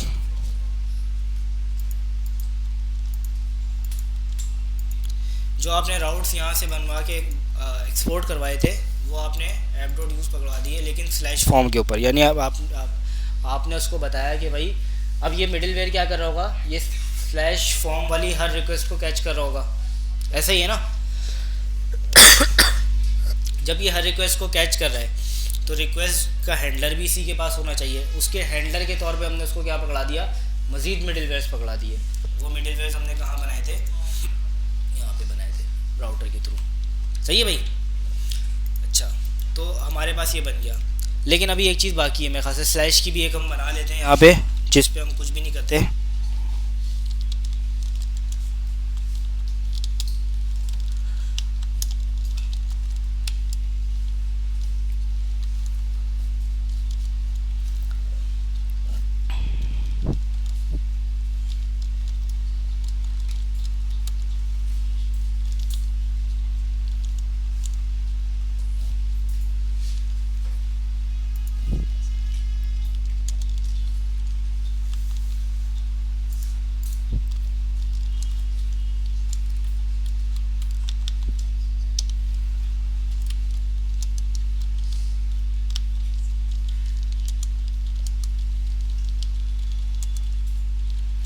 ठीक है, अगर सिंपल स्लैश का कोई भी रिक्वेस्ट आती है ना, सिंपल स्लैश वाली, तो वो मैं चाह रहा हूँ कि उसके ऊपर simple welcome to express app चले जाए। और अगर क्या कहते हैं स्लैश फॉर्म पे अगर हम कुछ काम करते हैं तो वो फिर वो इस पर आ जाए। क्लियर है भाई? यहाँ तक तो कोई मसला नहीं है।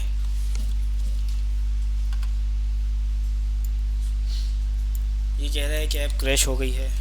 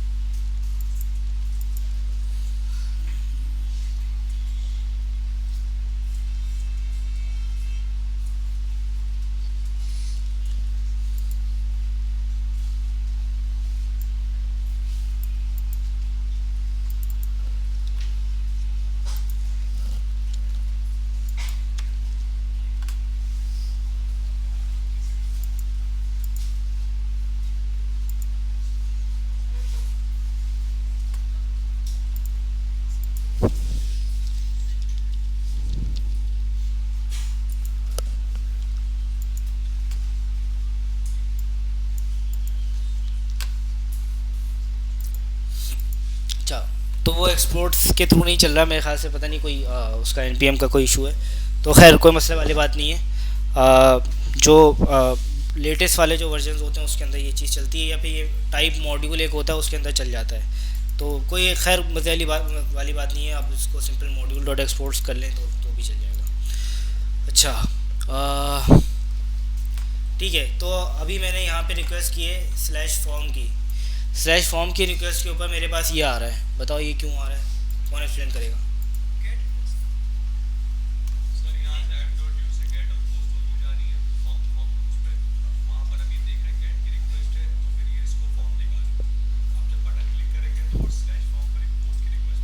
लेकिन यहाँ तो देखो, यहाँ तो दोनों स्लैश की बनी हुई है ना, ये भी स्लैश है ये भी स्लैश पे।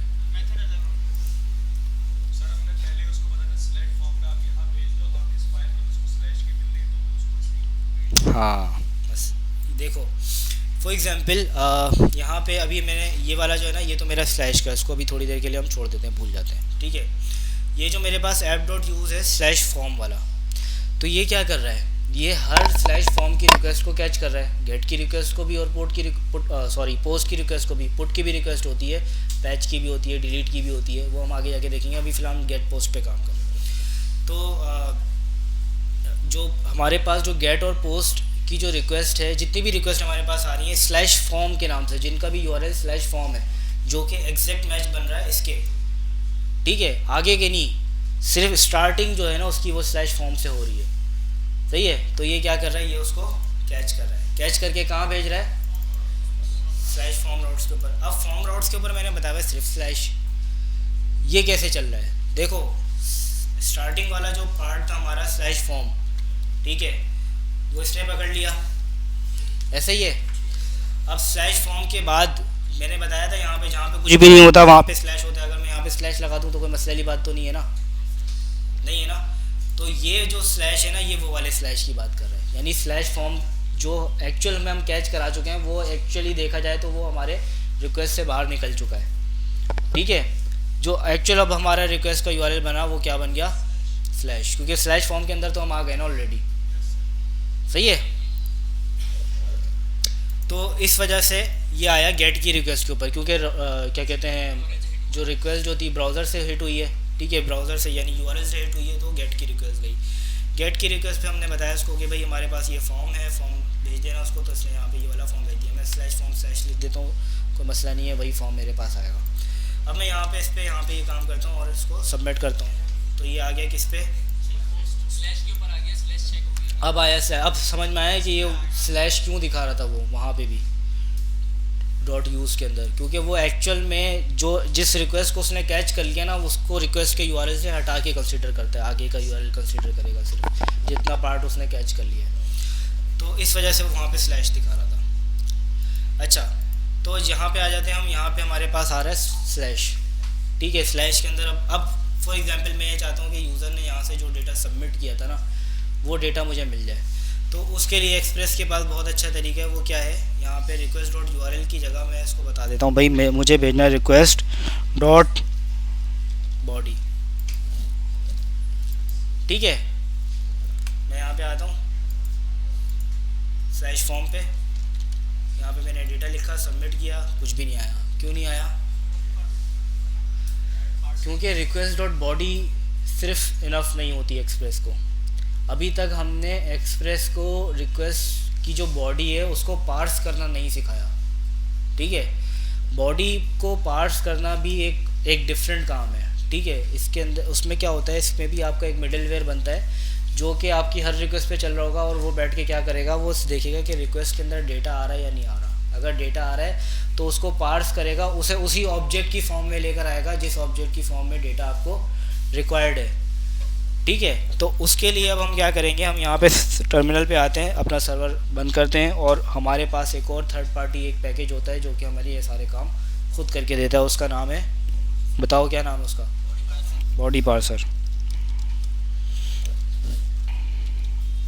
अच्छा, ये सेफ पे होगा या dash dash save dash dev पे होगा,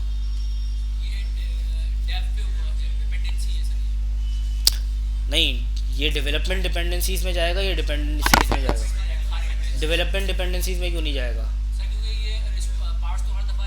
हाँ, क्योंकि जब वो सर्वर पे होगा पार्स तो से वहाँ पे भी करनी है ना रिक्वेस्ट को, तो इसका मतलब ये है कि इसको फिर डिपेंडेंसीज होना चाहिए। तो npm install body dash parser, तो ये बॉडी पार्सर आ गया। अच्छा, बॉडी पार्सर जो है वो एक्सप्रेस वाले जो हैं इनके इसके साथ खेलते रहते हैं ना, बहुत ज़्यादा खेलते रहते हैं। किस मकसद से, पहले बॉडी पार्सर जो है इसको एक्सप्रेस वालों ने, वैसे थर्ड पार्टी है तो इन्होंने क्या किया था, बाय डिफ़ॉल्ट एक्सप्रेस वालों ने बॉडी पार्सर को इंक्लूड कर दिया था, उसके बाद फिर निकाल दिया। यानी आप एक्सप्रेस का पैकेज इंस्टॉल करोगे तो बॉडी पार्सर खुद ब खुद आ जाएगा। पहले इन्होंने ये किया था, फिर दोबारा निकाल दिया, फिर दोबारा रख लिया है। तो ज़्यादा बेहतर यही है कि अगर ये दोबारा निकाल दें और आपका काम बंद हो जाए, इससे बेहतर ये है कि आप खुद ही उसको इंस्टॉल कर लो अलग से बॉडी पार्सर को। तो बॉडी पार्सर हमने रख तो लिया, और बॉडी पार्सर जो है उसको हम चलाएं कैसे, तो हम यहाँ पे इसको बताते हैं constant body parser equals to require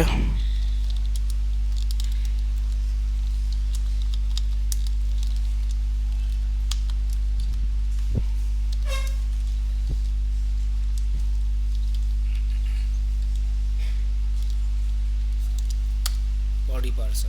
ठीक है, अब ये हमें बताना किसको है, एप्लीकेशन को, यानी एक्सप्रेस को, कि भाई ये जो हमारा जो डेटा है जितना भी, वो सारा का सारा आपने क्या करना है, पार्स करना है। और इसको बताने का सबसे बेहतर तरीका क्या है, मिडिलवेयर। ठीक है, सबसे पहला मिडिलवेयर अगर हम इसी को दे दें तो सबसे पहले बॉडी पार्सर में चला जाएगा, है ना। बॉडी पार्सर तो इतनी इंपॉर्टेंट चीज़ है कि किसी भी रिक्वेस्ट के बाद नहीं आना चाहिए ना बॉडी पार्सर, सबसे पहले बॉडी पार्स होगी, उसके बाद किसी जगह पे जाएगा। ऐसा ही है ना, अगर ख़त आपके पास कोई आया है तो पहले ख़त को खोलोगे ना, या बगैर खोले ही पढ़ना शुरू कर दोगे, पहले खोलोगे ना उसको। तो बिल्कुल इसी तरीके से यहाँ पे ऐप डॉट यूज़ एक बनाते हैं जो कि सबसे ऊपर आ जाए, क्योंकि ऊपर से नीचे हमेशा मिडिलवेयर चल रहे होते हैं। तो ऐप डॉट यूज़ के अंदर मैं बताऊंगा बॉडी पार्सर, इसके अंदर एक फंक्शन है इसका, वो क्या है, URL इनकोडेड। इसको आप इसको कॉल कर दोगे, इसको इसका मिडिलवेयर ये खुद बना के दे देगा। अब ये सारा काम इसने खुद ही चलाना है, जितनी भी आपकी पार्सिंग होगी वो कौन करता रहेगा, बॉडी पार्सिंग। लेकिन एक इसके अंदर एक ऑप्शनल एक कीवर्ड होता है, वो क्या होता है,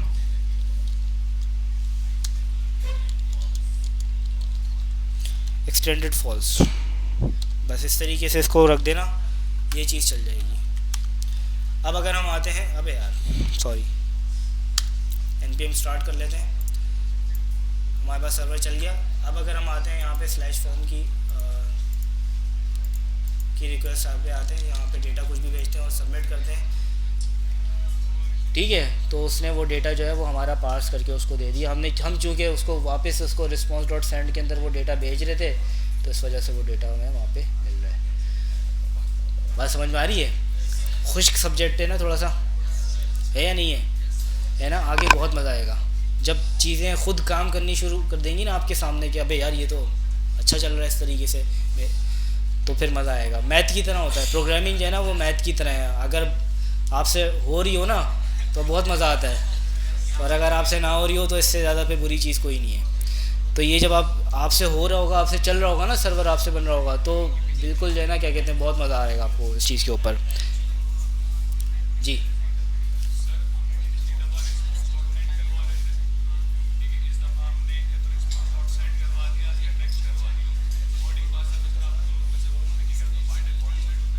बॉडी पार्सर के अंदर मैंने कुछ भी नहीं करवाया।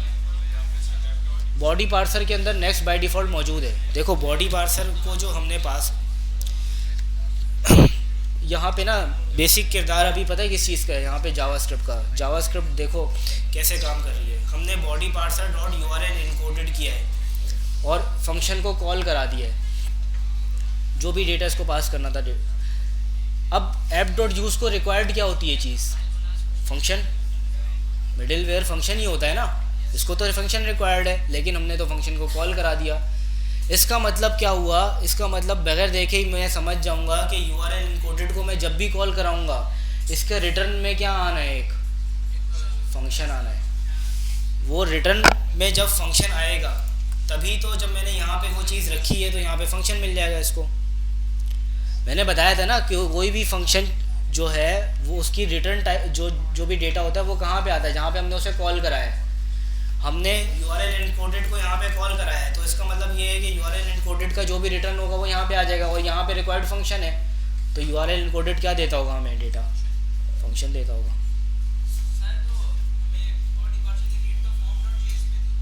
बॉडी पार्सर की नीड हमें अपनी पूरी एप्लीकेशन में पड़ती है, ठीक है। आपके पास कहीं पे भी फॉर्म हो, आपके पास पोस्ट की रिक्वेस्ट सिर्फ एक जगह पे होगी क्या, बहुत सारी होंगी ना। ये तो फॉर्म डॉट जेएस मैंने बनाया है, आपके पास फॉर्म डॉट जेएस करके पेज नहीं बनता, बनेगा जब आप एप्लीकेशन बना लोगे। मैंने बताया फीचर वाइज बनेगा, फीचर, क्योंकि मैं अभी सिंपल फॉर्म के ऊपर एक एग्जाम्पल आप लोगों को बताया, इसलिए मैंने फॉर्म डॉट जेएस नाम रखा है। वरना आपके पास फाइल जो होंगे वो नाम होगा authentication dot JS, auth dot JS, ठीक है, ऑथराइजेशन डॉट जेएस, ठीक है, और इसके बाद फिर आपके पास होगा क्या कहते हैं प्रोडक्ट डॉट जेएस, ठीक है, यूज़र डॉट जेएस। इस तरह की फाइल्स आपके पास अवेलेबल होंगी, ठीक है। जो भी आपका एक यूज़र से रिलेटेड जितने भी काम है, यूज़र की सेटिंग्स का यूआरएल है, सेटिंग्स को सेव करने का यूआरएल है, सब कुछ उसके यूज़र की फ़ाइल के अंदर होगा। समझ में आई बात।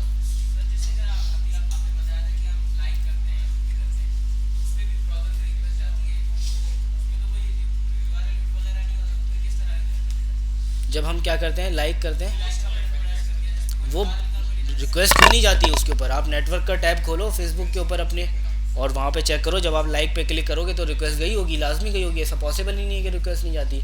वो रिक्वेस्ट फैच के थ्रू जा रही है, जैसे हमने रिएक्ट पे काम किया था, फैच के थ्रू रिक्वेस्ट करवाई थी, ब्राउज़र पे हमें पता चला था कि रिक्वेस्ट गई भी है नहीं गई, जब तक हमने लॉग नहीं चेक किया। वो रिक्वेस्ट बिहाइंड द सीन आपके जारी होती है, आपको पता भी नहीं होता कि वो फेसबुक जो है वो काम कैसे कर रहा है, क्या काम कर रहा है। बिल्कुल बिल्कुल बिल्कुल, आप फैच के थ्रू भी तो गेट पोस्ट की रिक्वेस्ट करा सकते हो ना आप, इस तरह से।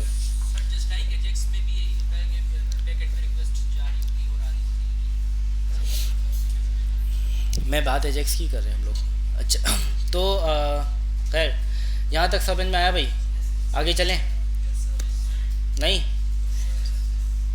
बहुत टाइम लग जाएगा अगर हम जितनी बहुत स्लो स्पीड से चल रहे हैं हम। पढ़ें आगे, चलो 2-3 चीज़ें और देख लेते हैं, सही है, या 5-6 चीज़ें और देख लेते हैं।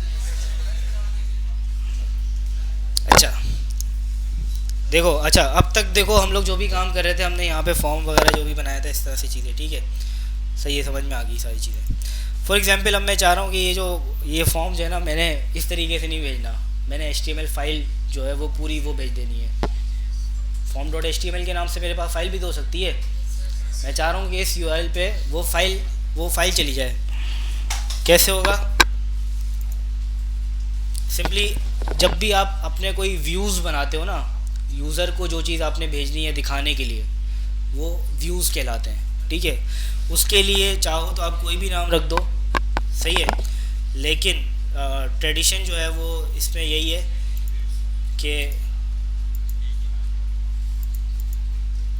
यहाँ पे भी जो आपका क्या कहते हैं जो फोल्डर है वो व्यूज़ के नाम से ही हो, तो मैं यहाँ पे व्यूज़ के नाम से एक फ़ोल्डर बना देता हूँ, सही है भाई। अब व्यूज़ के अंदर फॉर एग्जांपल मेरे पास एक फ़ाइल पड़ी हुई है form डॉट HTML, ये मेरे पास डॉक्यूमेंट बन गया फॉर्म का, ठीक है। वो जो फॉर्म वाला जो सारा काम था वो मैंने यहाँ लाके बॉडी में रख दिया, सही है भाई, याद है ना HTML, भूले तो नहीं हो ना। तो यहाँ पे ये वाला सारा काम हो गया, क्लियर है भाई, इसमें तो कोई मसला नहीं है ना। अब ये HTML फाइल मैं चाहता हूँ ये जब भी फॉर्म के ऊपर ये जो स्लैश वाली रिक्वेस्ट आ रही थी ना फॉर्म डॉट जेएस पे, यहाँ पे इस पे वो वाला काम हो जाए, तो अब मैं क्या कर सकता हूँ बताओ।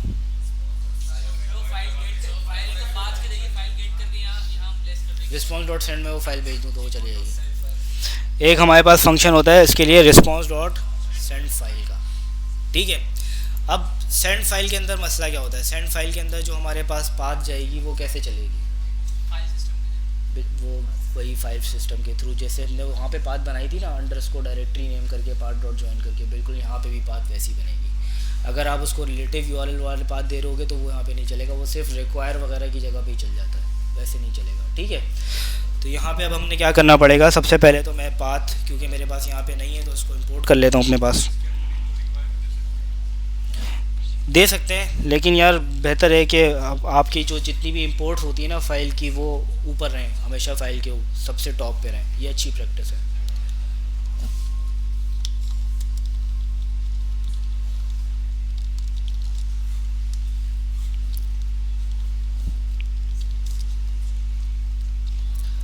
ठीक है, तो मैं बात पे आ जाता हूँ यहाँ पे, और यहाँ पे इसको मैं बता देता हूँ। Path dot join. अच्छा, पाथ डॉट ज्वाइन के अंदर सबसे पहले क्या जाएगा? डायरेक्टरी नेम जाएगा। उसके बाद क्या जाएगा? डायरेक्टरी नेम के बाद क्या जाएगा? व्यूज़ के अंदर है ना हमारे पास, तो व्यूज़ जाएगा। व्यूज़, हाँ मैं चाह रहा था हम में से कोई एक बंदा इस चीज़ को पॉइंट आउट करे। तो हमें पीछे भी तो जाना पड़ेगा। यहाँ पे अगर हम अंडर इसको डायरेक्टरी नेम करते हैं तो वो हमें कहाँ तक की डायरेक्टरी नेम देगा?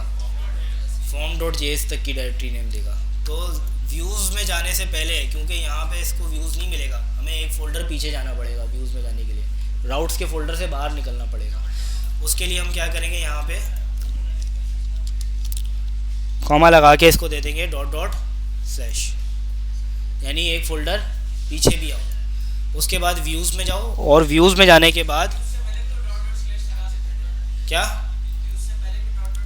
नहीं नहीं, अब आप ज्वाइन को ये काम दे रहे हो ना, तो स्लैश लगाने वाले जितने भी काम हैं वो ज्वाइन खुद लगा के देगा। ठीक है, आप अपनी चीज़ को क्लीन रखो। और फिर यहाँ पे मेरे पास जो फाइल है वो क्या है? Form dot HTML। अब चल जाना चाहिए भाई।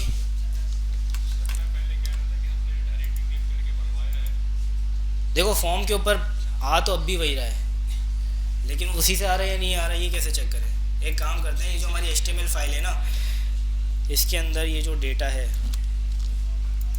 इसको एक और कर लेते हैं, इसको डेटा 2 कर देते हैं इसमें। इसको मैंने कर दिया सेव। अच्छा देखो, अब मैंने फाइल index.html वाली जो फाइल है ना, इसको मैंने सेव किया। यहाँ पे नोड1 रीस्टार्ट नहीं हो रहा, क्यों नहीं हो रहा? हाँ, HTML तो हर बार वैसे भी जानी है ना, सेंड करेगा ना वो। तो HTML के अंदर HTML का सर्वर से कोई ताल्लुक नहीं है, वो सिर्फ एक फ़ाइल रखी हुई है। ठीक है, सर्वर का काम है उठा के उसको दे देना, भले से आप उसमें कुछ भी चेंजेस करते रहो। यहाँ पे जो भी चीज़ें क्लाइंट को भेजने वाली होती हैं, ठीक है, यानी वो चीज़ें जो सारी की सारी क्लाइंट को जा रही है, चाहे वो स्टैटिक फाइल हो या चाहे आप कोई रेंडर करवा रहे हो, कोई अपना कोई क्या कहते हैं, जो अभी हम आगे जाके पढ़ेंगे, कोई व्यू है इस तरह से, तो उसके थ्रू उसके लिए आपको रीलोड करने का कोई जो है वो ज़रूरत नहीं होती। सिर्फ जो आपकी सर्वर से रिलेटेड जितनी भी जावास्क्रिप्ट फाइल हैं, अगर आप उनमें कोई चेंज करते हो तो वहाँ पे सर्वर को रीलोड रिक्वायर्ड है। सही है, तो मैंने यहाँ पे चेंजेस सेव कर दिए और यहाँ पे मैंने रीलोड किया, तो इसका मतलब ये है कि वो चल गया था। यानी अब जो हमारा काम जा रहा है वो किसके थ्रू जा रहा है? हम हमारी जो HTML की फ़ाइल जो बनी हुई है वो जा रही है यूज़र के पास, बजाय इसके कि हम छोटी सी HTML बना के यूज़र को भेजें। ठीक है, तो सेंड फाइल के थ्रू आप क्या कर सकते हो? HTML फाइल भेज के उसको रेंडर करवा सकते हो। क्लियर है भाई? ये चीज़ आसान थी ना? एक और चीज़ देख लें। क्या? इसी चीज़ पे वापस आए।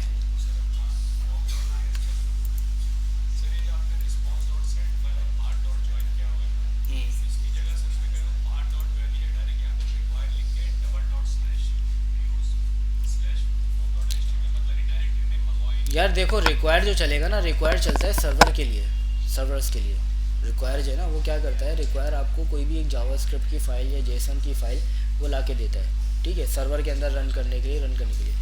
लेकिन वो सारी चीज़ें इंपोर्ट एक्सपोर्ट पे चल रही होती हैं। HTML पे हमने कुछ एक्सपोर्ट नहीं करवाया हुआ, ठीक है, और ना ही वो इसकी कोई सपोर्टेड फॉर्मेटेड फाइल है, तो इसको वो क्यों इस तरीके से चलाएगा?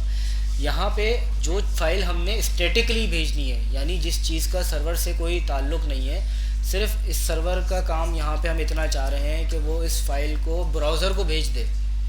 उस फाइल के लिए हमें पाथ बताना पड़ेगा, क्योंकि वो हम स्टैटिकली सर्व करवा रहे हैं। ठीक है, आगे और भी डेटा होगा। आपकी जो इमेजेस होती हैं वो सारी स्टैटिकली सर्व होती हैं। जो आपका फॉर एग्जांपल आपकी कोई वेबसाइट है, वेबसाइट का कोई लोगो है, लोगो की इमेज है, अब वो इमेज का ताल्लुक सर्वर से तो नहीं है, सिर्फ वो हम चाहते हैं कि ब्राउज़र को हमारा सर्वर वो फाइल भेज दे, इमेज की फ़ाइल।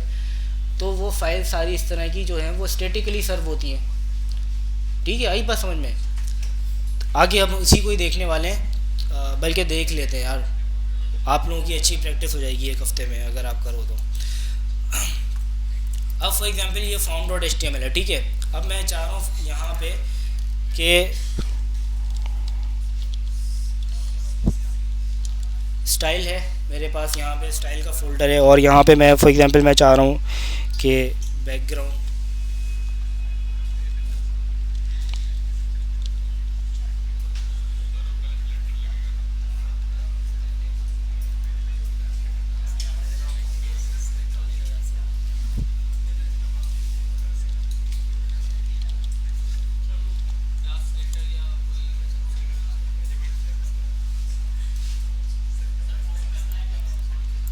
किस पे यार, स्टाइल का टैग तो हेड में आता है ना हमेशा।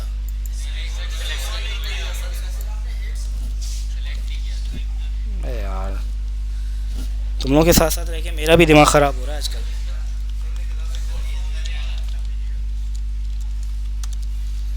अच्छा, तो मैं चाह रहा हूँ कि भाई यहाँ पे जो मेरा फॉर्म है, या फॉर्म की जगह बल्कि काम करते हैं बॉडी पे काम कर लेते हैं।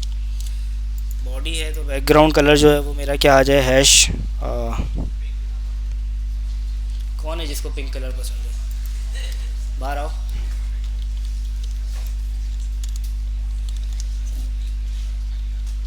खुश होके बता रहे सर, पिंक। ठीक है भाई, अच्छा इसको रीलोड करते हैं। ठीक है, स्टाइलिंग्स तो हमारी चल रही हैं, लेकिन अब मैं ये चाह रहा हूँ कि ये वाला जो स्टाइल का टैग है ना, मैं स्टाइल का टैग के थ्रू थोड़ी काम करते हैं, हम तो हमेशा CSS की फ़ाइल बनाते हैं ना, उस पर काम करते हैं। तो मैं चाह रहा हूँ फॉर एग्जांपल मेरे पास यहाँ पे जितनी भी स्टेटिकली जितना भी मेरे पास डेटा होता है ना सर्व करने के लिए, वो सारा का सारा हम कहाँ रखते हैं, एक डिफरेंट फोल्डर के अंदर रखते हैं। फॉर एग्जांपल हमारे पास कोई एसेट्स के, हमारे अपने देखा होगा अक्सर फोल्डर होते हैं हमारे पास, ठीक है। हमारे पास इमेजेस होती हैं, हमारे पास लोगो होता है, हमारे पास फॉन्ट्स होते हैं, ठीक है। CSS फाइल होती हैं, जावास्क्रिप्ट फाइल होती हैं जो कि स्टैटिक फाइल हैं। जावास्क्रिप्ट फाइल भी स्टैटिक हो सकती हैं जो कि आपको ब्राउज़र को भेजनी है, हो सकता है ना ऐसा, बिल्कुल। हाँ, तो अब वो सारी फाइल जो है वो कहाँ आएंगी, सारी की सारी, वो सारी की सारी उसके लिए हमारे पास कन्वेंशन ये होती है कि हम उसके लिए एक फ़ोल्डर बनाएं और उसका नाम रख दें पब्लिक,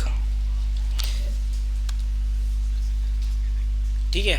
अच्छा, अब इस पब्लिक के फ़ोल्डर के साथ ना एक ख़ास बात होती है, ठीक है। क्या वो अभी देखते हैं थोड़ी देर में। पहले तो मैं एक काम करता हूँ, यहाँ पे CSS की फ़ाइल क्रिएट कर देता हूँ। For example styles dot CSS की एक फ़ाइल बना दूँ यार, स्टाइल डॉट CSS। मैं यहाँ से ये वाला जो मेरे पास इतनी मेहनत से मैंने यहाँ पे स्टाइल्स बनाए थे, इसको उठा के यहाँ रख देता हूँ, ठीक है। अच्छा, यहाँ पे जो मेरे पास HTML स्टाइल का टैग था, इसकी जगह पे मेरे पास CSS कैसे लगाते हैं हम, याद है? हाँ, मुझे भी याद है यार, ऐसे ही लगता है ना। लिंक के लिए क्लोजिंग टैग होता है, नहीं होता? बताओ बताओ, आधे कह रहे होता है, आधे कह रहे नहीं होता।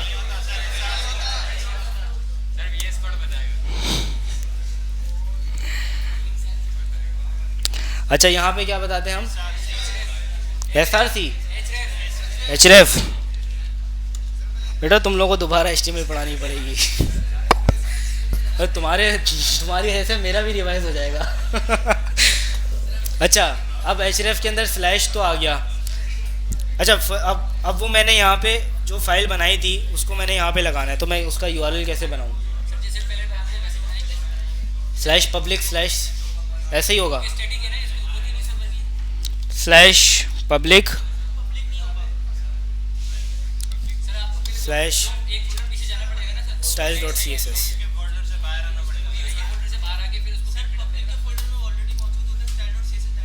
देखो, पब्लिक के फोल्डर के साथ मैंने अभी आप लोगों को बताया। पहले हम इसी को चला के देखते हैं, ठीक है।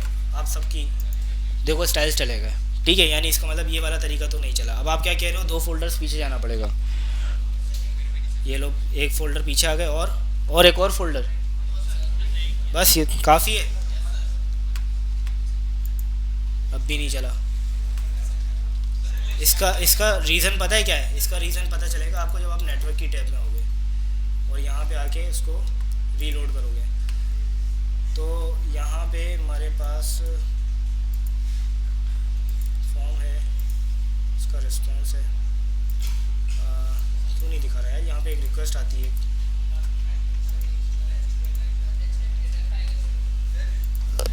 अरे यार तुम लोग भी पागल हो यार, बताओ तो सही।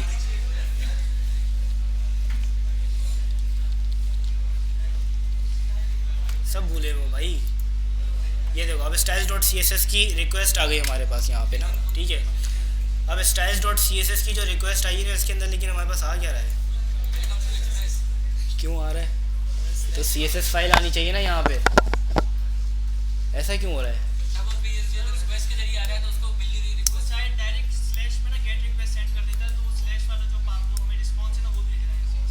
हाँ, क्योंकि अभी styles dot C S S जो है वो जब रिक्वेस्ट जा रही है, styles dot C S S browser server से मांग रहा है। बात समझना, ब्राउज़र ने देखा कि यहाँ पे इस फाइल को चलाने के लिए styles dot C S S required है, ऐसे ही है। ब्राउज़र ने बताया हमारे सर्वर को कि styles dot C S S भी चाहिए। हमारे सर्वर को तो कुछ पता ही नहीं style dot C S S का। वो क्या समझ रहा है? वो समझ रहा है अच्छा style dot C S S भी कोई यू आर एल होगा। उसने ब्राउज़र को उस style dot C S S के यू आर एल में भेज दिया, ठीक है। सर्वर नहीं हो रहा हमारा, गवर्नमेंट का कोई ऑफिस हो गया, ठीक है। कोई इधर भेज रहा है, कोई उधर भेज रहा है, किसी को कुछ नहीं पता, सही है। तो अब वो राउट उस वाले राउट पे चला गया। अब हमने बताया था कि जब कोई राउट नहीं मिलता तो आखिर में कहाँ पे आ जाता है? ऐप डॉट यूज़ वाले स्लैश के ऊपर आ जाता है, ऐसा ही है ना। जब वो स्लैश पे आया, उस स्लैश पे हमने क्या काम किया हुआ है? वेलकम टू एक्सप्रेस ऐप, ये वाला काम। तो बेसिकली घूमते घुमाते वो हर बार यहीं पे ही आ रहा है, ये लाके ब्राउज़र को दे रहा। ब्राउज़र कह रहा है मैं इसका क्या करूं, है ना। आगे भी कुछ कहा होगा। तो अब हम एक्सप्रेस को अपने समझाएं कैसे कि भाई जब आपसे ब्राउज़र ये वाली फ़ाइल मांगे, इस तरह की फ़ाइल मांगे, तो आपने वो फ़ाइल कहाँ से उठा के ब्राउज़र को देनी है, ठीक है। उसके लिए भी हमारे पास क्या होता है, हमें एक मिडिलवेयर डिफ़ाइन करना पड़ता है, ठीक है। वो मिडिलवेयर हम यहाँ कहाँ पे डिफ़ाइन कर सकते हैं? यहीं पे रख देते हैं, ऐप डॉट यूज़। अच्छा, अब एक्सप्रेस हमें ये वाला काम करने के लिए एक बिल्ट इन फंक्शन देता है एक्सप्रेस के अंदर ही। वो कैसे होता है? वो आप करो यहाँ पे एक्सप्रेस डॉट स्टैटिक, ठीक है। अब स्टैटिक के अंदर आपको इसको क्या बताना पड़ता है?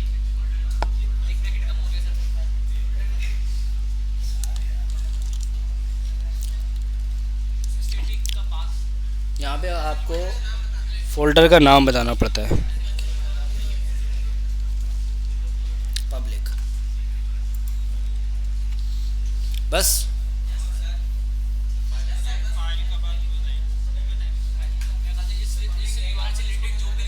चलो चला के देखते हैं ना इसको।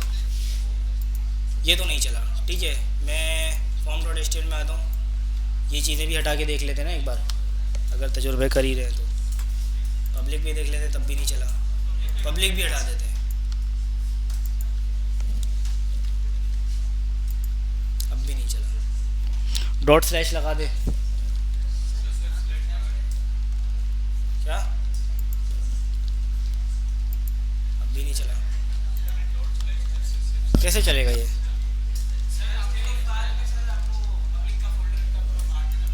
पब्लिक के फोल्डर का पाथ देना पड़ेगा, कहाँ पे? सेकंड पैरामीटर में या फर्स्ट में? क्या? C S S file public के अंदर है।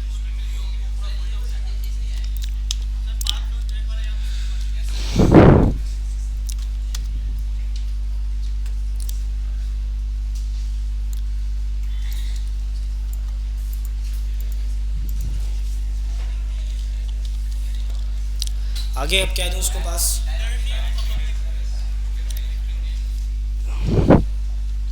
डायरेक्टरी नेम और अच्छा, अभी हम कौन सी डायरेक्टरी पे हैं? ऐप डॉट जेएस की डायरेक्टरी पे। इसी डायरेक्टरी के अंदर हमारे पास पब्लिक का फोल्डर भी है।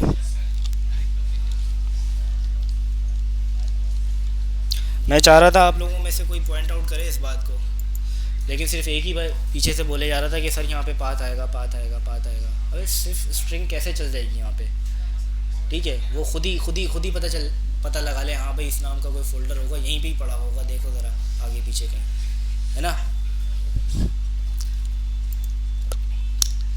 तो अब चला के देखें, अब भी नहीं चला यार। Style dot C S S के अंदर अब भी वेलकम टू एक्सप्रेस ऐप आ रही है, अब क्यों नहीं चला है? ये वाला बात गलत है, क्या होना चाहिए यहाँ पे?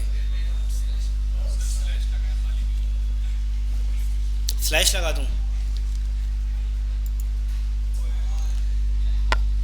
अब बताओ स्लैश लगाने से कैसे चल गया? यार उसको क्योंकि राउट पे वो आ रहा था, रूट रूट पाथ पे आ रहा था, तो उसको वो फाइल मिल गई वहाँ पर। देखो पब्लिक तक, अच्छा पब्लिक क्यों नहीं लगाया हमने यहाँ पे, पब्लिक क्यों नहीं लगाया? क्या पब्लिक के फोल्डर तक तो हमने पहुँचा दिया उसको, कैसे पहुँचा दिया है? पाथ के जरिए। अच्छा लेकिन हर रिक्वेस्ट पब्लिक के फोल्डर पे नहीं जाएगी, क्यों नहीं जाएगी? देखो स्टैटिक जब आप करते हो ना एक्सप्रेस डॉट स्टैटिक के थ्रू, तो वो क्या करता है, सिर्फ कौन सी रिक्वेस्ट को पब्लिक तक भेजेगा, सिर्फ उन रिक्वेस्ट को भेजेगा जिसके आगे कोई एक्सटेंशन लगा होगा। जैसे यहाँ पे डॉट सी एस एस का एक्सटेंशन था ना, ये लगा हुआ था इसलिए आ गया। इसी तरीके से कोई जेपेग का एक्सटेंशन लगा होगा, कोई पीएनजी का एक्सटेंशन होगा, कोई जेएस का एक्सटेंशन होगा, ठीक है।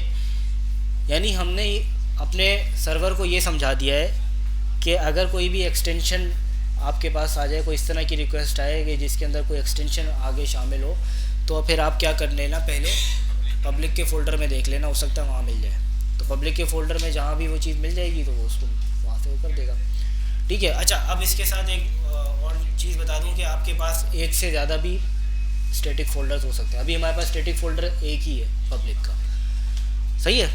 तो इस एक से ज़्यादा भी हमारे पास स्टैटिक फ़ोल्डर हो सकते हैं। बिल्कुल आप इसी लाइन को एक और डुप्लीकेट कर दोगे, एक और फोल्डर बना लो, उसको वहाँ पब्लिक की जगह उसका नाम रख दो, तो वो भी चल जाएगा, सही है भाई। जी जी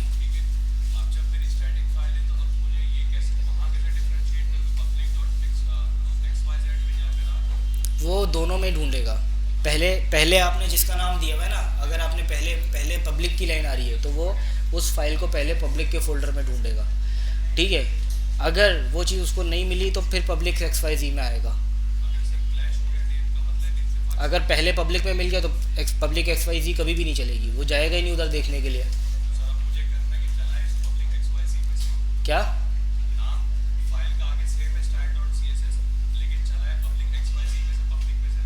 ऐसा हम करते नहीं है, ये मैंने सिर्फ आपको कोई बहुत ही कोई वर्स्ट केस सिनेरियो इसमें बता दिया कि जिसमें आपके पास कोई दो स्टैटिक फोल्डर्स होंगे, वरना हमेशा आपके पास स्टैटिक फोल्डर एक ही होता है, दो कभी भी नहीं होते, एक ही होता है, एक ही पे आपका सारे काम हो सकते हैं, ठीक है। इसके अंदर आप डिफरेंट फोल्डर्स बनाते हो, एक सी एस एस का फोल्डर बना सकते हो, लाइक अगर यहाँ पे ये form dot style dot C S S है, मैं चाह रहा हूँ कि ये जो सॉरी ये मेरी ऐसी ना रहे, बल्कि मेरे पास सी एस एस की फ़ाइल्स भी हैं, जे एस की फ़ाइल्स भी हैं, इमेजेस भी हैं, ठीक है, फॉन्ट्स भी हैं। तो इसके लिए मैं हर चीज़ के लिए एक अलग फ़ोल्डर बना लूँ। तो फॉर एग्जांपल मैं यहाँ पे इसको बता सकता हूँ कि for example C S S के नाम से एक फ़ोल्डर बना लिया और style dot C S S को इसके अंदर डाल दिया, मूव करा दिया।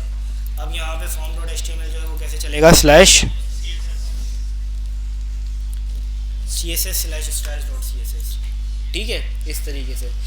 तो अब अगर आप क्या कहते हैं, अगर आपकी जावास्क्रिप्ट की फ़ाइल है तो आप स्लाइड जेएस में से निकालो उस तरह से, तो ये वाला काम होता है। इस हद तक हम जाते हैं बस इसमें, और इससे ज़्यादा और नेस्टेड लेवल पे नहीं जाते।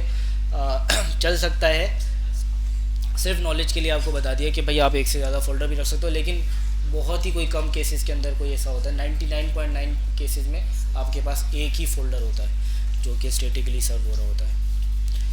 जी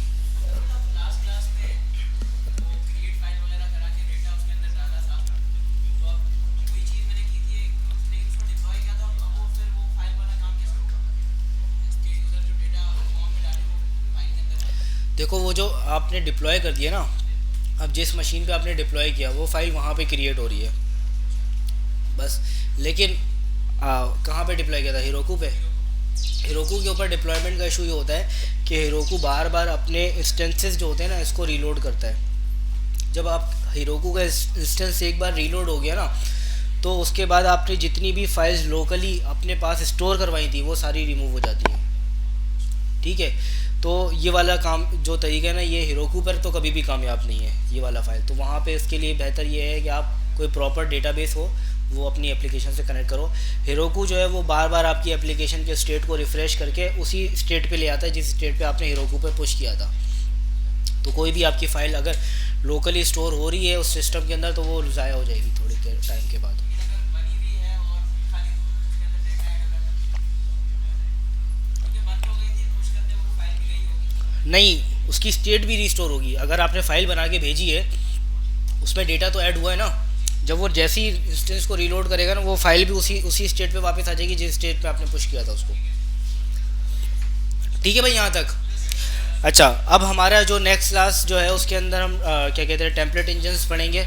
टेम्पलेट इंजन्स आप तमाम लोगों ने देख के आना है, टेम्पलेट इंजन्स कैसे काम करते हैं, फेमस टेम्पलेट इंजन्स कौन से हैं। और इन फेमस टेम्पलेट इंजन्स में से एक टेम्पलेट इंजन है जिसके ऊपर हम बहुत ज़्यादा काम करेंगे, इसी पे ही हमने टोटल बेसिकली सारा काम करना है आगे का, वो है EJS।